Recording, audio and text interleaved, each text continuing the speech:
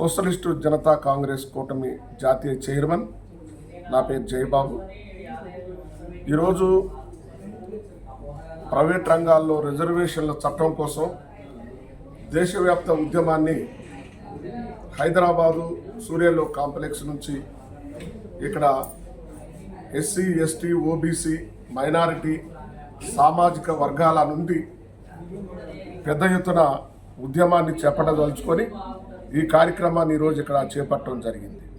ప్రధానంగా 75 సంవత్సరాల నుంచి పార్లమెంట్లో పెండింగ్లో ఉన్న సమస్యలు, ప్రైవేట్ రంగాల్లో రిజర్వేషన్లు కానీ, ఓబీసీ రిజర్వేషన్లు కానీ, జనాభా లెక్క కానీ, ఓబీసీ మహిళలకు 33% సబ్ కోటా ఉండాలనేది ఒక ప్రధానమైన డిమాండ్. అట్లాగే దళిత గిరిజనుల మీద దాడులు, హత్యలు బాగా అటు కాంగ్రెస్ ప్రభుత్వంలో కానీ, బీజేపీ ప్రభుత్వంలో కానీ పెద్ద ఎత్తున పెరిగాయి. అందుకు వీటి మీద పార్లమెంట్ నుంచి చట్ట సవరణ రావాలని, అట్లాగే వీళ్ళందరికీ రక్షణ కల్పిస్తూ చట్టాలు రావాలనే ఒక ప్రధానమైన ఉద్దేశంతో మేము ఈరోజు ఇక్కడ ఈ కార్యక్రమాన్ని చేపట్టడం జరిగింది. ప్రధానంగా ఈ దేశంలో కులం ఉంది.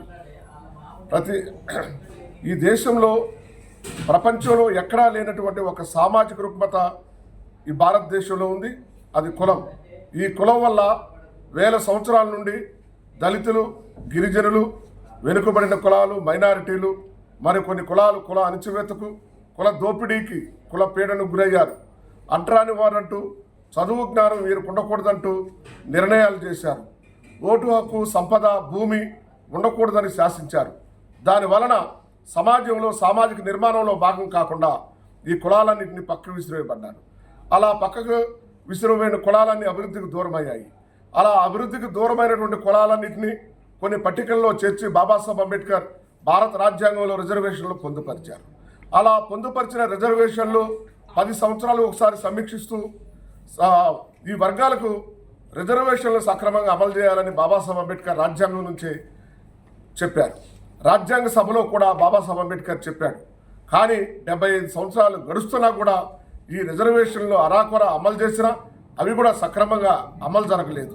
అందుకే ఈ 75 సంవత్సరాల తర్వాత నూతన పార్లమెంట్లో కొత్తగా ఎన్నికైనటువంటి భారత ప్రధాని నరేంద్ర మోడీ గారు ఈ రిజర్వేషన్లు పునఃసమీక్షించాలి, అలానే రిజర్వేషన్లు పెంచే బాధ్యతను కూడా ప్రధాని మోడీ బాధ్యత వహిస్తూ తీసుకోవాలని ప్రధానమైన డిమాండ్తో ఇక్కడ మేము హైదరాబాద్లో ఈ సమావేశం ఏర్పాటు చేయడం జరిగింది.